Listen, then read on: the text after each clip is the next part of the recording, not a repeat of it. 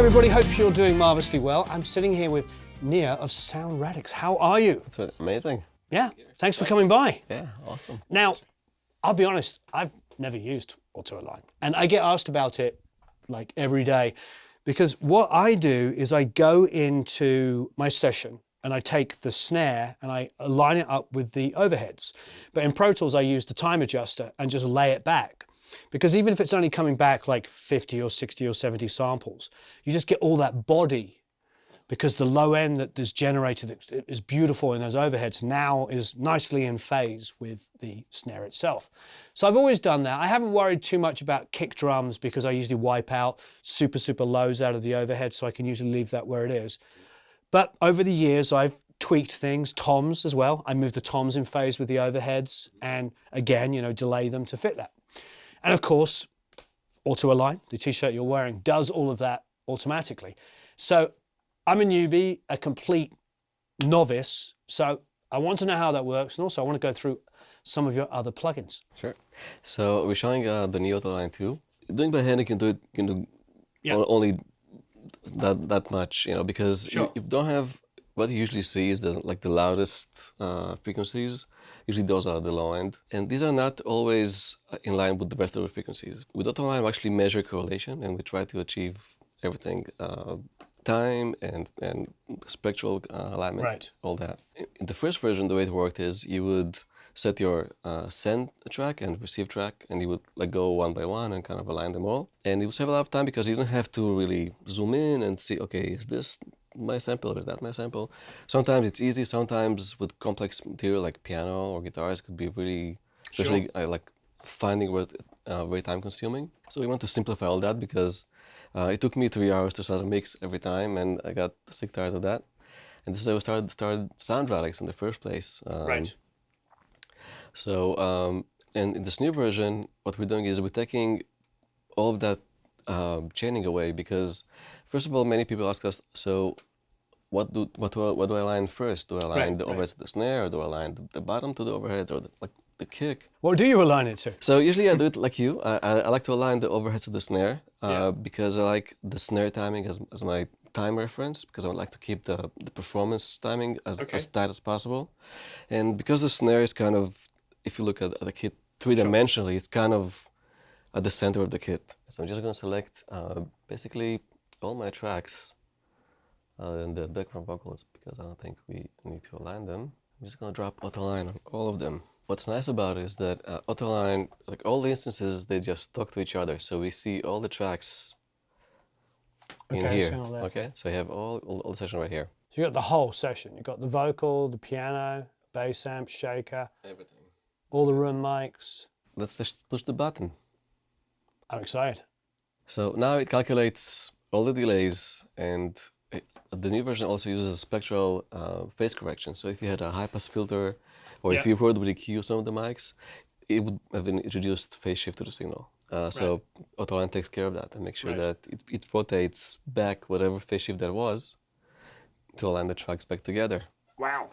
Oh, and it's creating groups, so it's got... So it's automatically detected the bass. And it's very interesting. I'm going to interrupt you for a second. What's interesting about this, and important for people to note, is that the reason why it's got the vocal and the piano detected together is because it was recorded live. This is a completely live recording. The whole band, the vocal and the piano all went down together. Sweet. So it's hearing the piano bleed in the vocal mic and saying that's part of the same group. Yeah. Very cool. What's the differentiation between all the colors? Because you've got green on the piano and the first two on the mono and the stereo. Then the vocals in red. But then the bass is pretty much like rainbows. Green is natural phase. Red is flip polarity. And on all these rainbows, what we see is 20 hertz to 20 kilohertz. Yeah. And same colors, but all the ranges in between is the various degrees of phase shift that Auto-Align post corrected. Wow. So we did a lot on the bass. Yes, quite a bit. And this is actually very common because between the DI and the amp, you usually have a lot of phase shift. Yeah. Just the nature of the speaker and an amp and then just being a DI, you would get a lot. And it's actually going to make a big difference in sound. So what's happening when you have phase shift is once you align the mics, you're actually going to get, you may lose some low end because now the time is aligned, but the bass or the low end is not aligned if you use the high pass. So Sure. So you can play it back in real time, yes, without rendering it, without, you know, consolidating it in position. yeah, not at all. Because once the correction is done, it's just sample delay and also. So can we just bypass it and hear what it sounds like on and off? Absolutely. Nice. Okay, good. I was worrying it might have, you know, just rendered it immediately, and then I was going to go, oh no, we need to make a copy. But no, if we can just bypass it. Just bypass, and Great. it's not even rendering new audio files. Yeah. It's ARA, so it's not gonna fill up your hard drive with duplications of these files. Just doing a process, and Wow, that's super smart. this is our kick out, and you can see how it looked like before. Oh wow. And this is So, but that's the kick out. Okay. Let's see. Maybe check the snare. You see that, like all this mess. All the bleed in the snare drum, yeah. All the other mics. I would be caught by love so helplessly again. And I can't see a reason why for routine under falling skies again. Now you may want to rebalance your track because suddenly the snare is louder. Things are coming out more in the mix because they're not canceling as much anymore.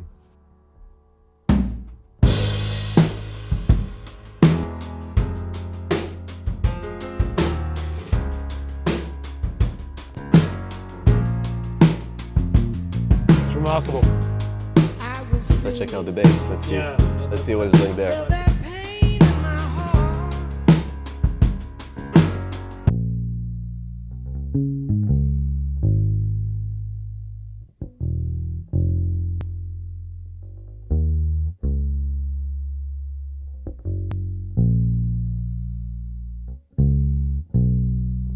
Nice. So that's a lot of calculations to do in real time. Look at this. See, you have all these cancellations, and we can actually look at the correlation meter as well, and you see how much low end you're losing. Yeah. And this is what the low end does. Yeah, I definitely time align the bass as well. Yeah, that's amazing. Okay, so it's doing all this in real time. Those of us that are using Pro Tools and other things like that are used to using elastic audio. So we can time stretch these things and do all that. I always hear it. I can always hear it. So if I would take like acoustic guitar tracks, and especially when you're doing something like really finessey, like really articulate kind of acoustic guitar part, as soon as you chop it and move it, you just hear the edit point. So I would use elastic audio and like retime it and take the transients, and then I would hear this warble because it's time stretching and manipulating the waveforms. How do you do that without that happening? I mean, what's your cleverness that you're able to manipulate? Because you're basically time stretching and moving these waveforms. No, we're not time stretching. No, You're not? No, because this is we're talking about maybe auto-line post too, which we do. Yeah. But here, this is because the mics are stationary, not moving around. It's a fixed delay and fixed. So you're finding the best. You're Correct. finding the best position for it. Okay, so there's no time stretching. No time stretching. Okay. Yeah. Okay. And we generally like to take the purist approach, so we'll do very little as we need to do to make the best sound. So if a filter is not needed, we won't use a filter. Right. Do you do situations like can I turn individual ones on and off? You will be in the final version, yes. Right, because obviously once the room mics get perfectly in time, you lose that feeling of depth because there's a pre-delay and the transient. It's great that the transient's now perfectly aligned, but I kind of want the Right.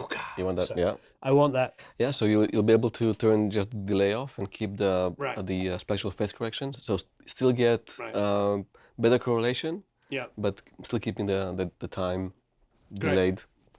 Absolutely. Yeah, I feel like the perfect one, at least in my mind, because I haven't played with it yet, in my mind, the perfect scenario would be all the close mics, like super in phase, like everything hitting together, getting all that low end back in, and then playing with the room mics to give you that feeling of space, because, you know, an actual delay in a room mic is nice because it really puts the drums in a room. Let's say the piano and the vocal together, on and off. I'd be really intrigued to see what it did with that, because there's so much, you know, bleed from the piano into the vocal. I was blind, didn't know how far I could fall. If this is love, Immediately makes I me want to want go it up there all. and brighten up the piano now, because I'm used to that phase cancellation on the low end. Can I show you another trick? Yeah, show me another trick. Surf EQ is a pitch tracking equalizer. Yeah. And so why do we need a pitch tracking EQ, right? So the reason is, let's say I have a boost here, right? Every time the bass is gonna hit that area, that note of the bass is gonna get much louder than the rest of the, right? Like, or if I'm doing a cut here, for example, every time. Okay. So with Surf EQ, I can just do this. Just ask it to surf. And now I'm boosting my fundamental, or cutting my fundamental. So my tone remains the same, no matter what the bass is playing.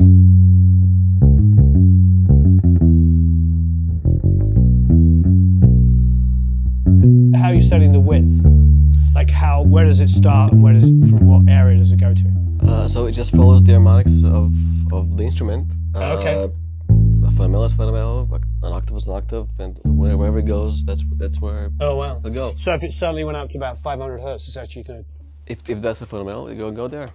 We also incorporated spectral gating, which so we can, for example, take a submix of an instrumental and use a sidechain input of your vocal track and just curve a little space for the vocal, just for the fundamental vocal in the mix, only when the vocal comes in. Yeah, nice. And so in this way, or you can do the same thing for a kick and a bass.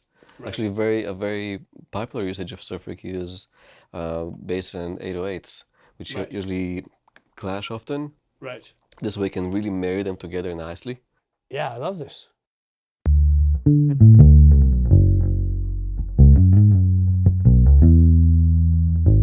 Pressing the surf, then we can take. And we're not using, other than the surfing feature, which we actually worked quite a bit, because we can't make octave errors like pitch correction plugin can. Because a G, I mean, if you're a little bit off the G, the pitch correction plugin doesn't care which octave is it. Sure. Here it's a completely different frequency, right? If it's an A1 or A2, it's something completely different. So we worked really hard to nail that, to nail the pitch tracking. So it's pretty cool. And another thing that we developed here is the actual EQ, the actual filters that we're using. These are none of the known cookbook filters, or we're not emulating any analog filters. We developed something from scratch, and surprisingly, they just came out behaving very analog. Like if you check them out, they're asymmetrical, right? We have several of those, from narrow to, and our shelf filter doesn't cramp. It goes all the way, pretty smooth. And no aliasing, and without oversampling, which, by the way, I know a lot of people like to use, but it has its own issues, aliasing and stuff like that. So aliasing, and for many people that don't have the latest and greatest computer, they can only run a couple of instances of plugin, because every time they double that oversampling, they're doubling the load on their CPU. Yeah. It has a sound too. It has like some pre-ringing as well. Sometimes it depends. So here we don't have to use that, and we still have this very smooth response all the way to the Nyquist frequency. Let's put it on the piano. So now we see the vocal in green. Right, so we can do this much more shallow. Yeah, it was that 700 coming up. There we go. Yeah. So we can carve a space.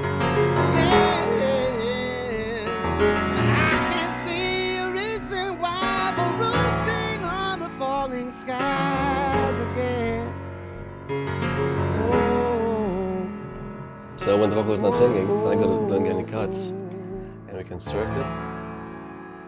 Again, I never thought I would be caught by love. Just cutting 3 dB. That's it. Again. again. I can't see a reason why for rooting under falling skies again. Just go. Blends in. Very cool. God, I wish I had this when I first started. Sitting there trying to notch out all the frequencies on a console to do all this stuff, and now you just do this.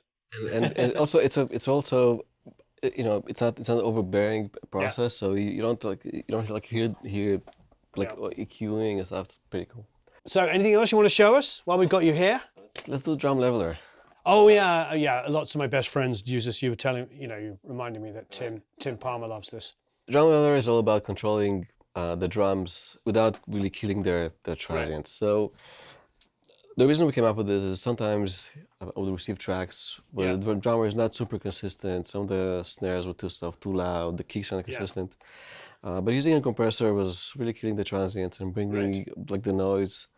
And also, what happens in compressor is if your release time is long enough and you had like a really loud hit, and then a soft hit right after that, it would reduce the soft hit as well because.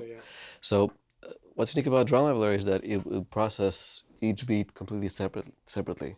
So if you had a louder one, it'll bring it down. If you had a softer one, it either won't touch it or bring it up if you want to. So it does upward and downward leveling at the same time. Nice. Compression and expansion. Yeah. That's like this ring snare, right?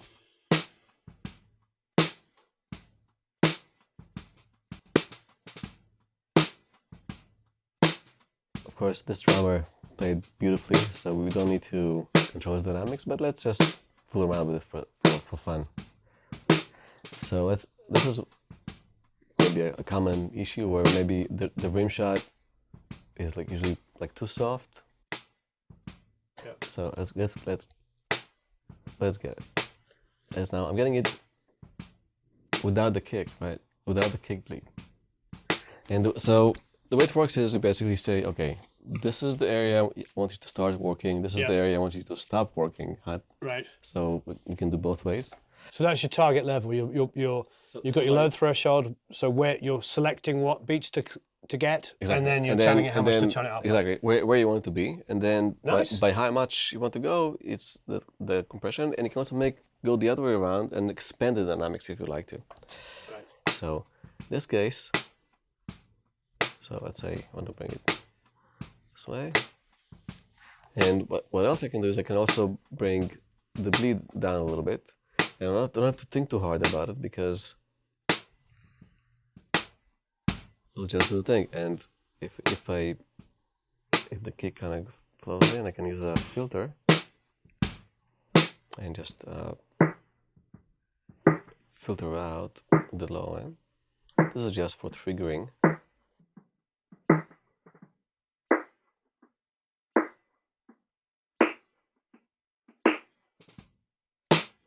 That's it. Okay, I can sync my recovery to time. So that's fantastic. That's really good, cool, right? Yeah. So very simple. Very simple. You're also explaining it very well. So I should learn how to explain it. So here's my rim. Right. So now the difference is not that big. And if I want, let's say I want it softer, I want the snare to be at the level of the rim. I'll just do this. Now it's going to bring the snare level down to where my rim was. Nice.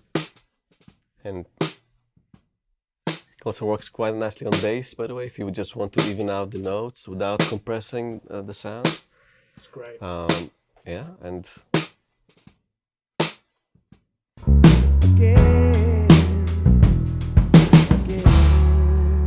so it doesn't touch anything else besides this. Wow. It's here on bass. You shouldn't have said that. It works well on bass. Yeah. You open that door. Here we go. Let's do this.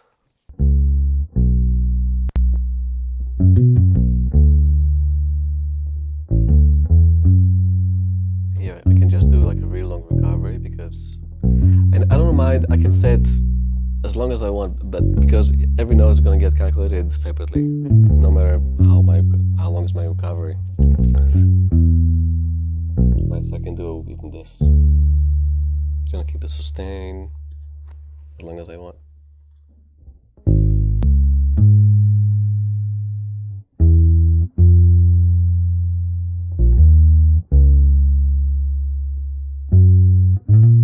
Before.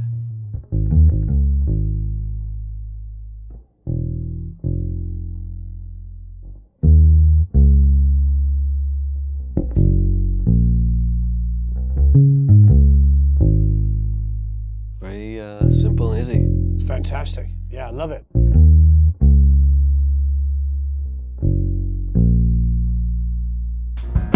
I never thought I would be caught by love so helplessly again. It's like effortless. Is auto align on? I see a reason why for routine under falling skies again. Out.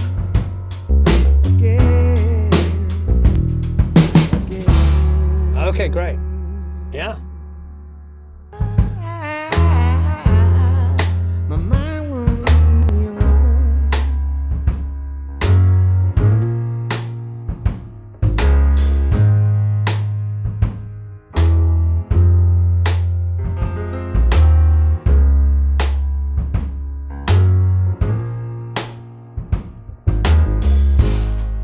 I was blind, didn't know how far I could fall.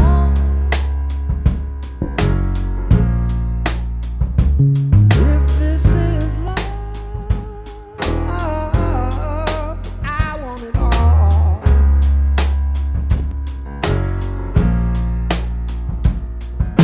I never thought I would be caught by love so helplessly again. It's interesting because when we're mixing, you know, I aim to get a drum sound that's like that, but I do all that with EQ. Because what I'll do is I'll go to the overheads and wipe out all the low-lows that are not necessary, scoop out some 350, all the stuff that gets phase cancelled really easily, like low mids and low lows in abundance on a drum kit. So then I just let the kick have the 60 to 40 kind of area. So it's the super lows. I let the snare probably live anywhere from like 100 to 220, something like that. Bass guitar, I like to slip in about 80 to 100, you know, and just kind of carve out all of this stuff. And do you use linear phase EQs for that? Not really. I've honestly found that that isn't as big as an issue as people look and see it. They look and go, look, it's this. And then I turn it on and off and say, what can you hear? And you know what I mean? It can be a problem, but I think it's something that maybe with really beautiful open strings and stuff like that, if you start to get really crazy on it, you could probably hear it. But on most rock and roll stuff, you know, we're used to hearing it. We're used to hearing some of that phase shift, which actually can be quite good to create abrupt, you know, abrupt differences between sound. So it depends on the source material. This is a perfect song to use for this because it's a band playing together in one room, with the piano obviously being isolated. But yeah, I mean, but I'm sure you had these experiences where you would maybe solo a track and it sounded pretty good, then you come out of solo and then what happened? Like, sure. Where's my sound? Yeah. So you're actually getting what you recorded, and you can do the solo in, solo out, and it'll sound the same. This is fantastic. Nia, thank you. Yeah, thank you for having Thank us.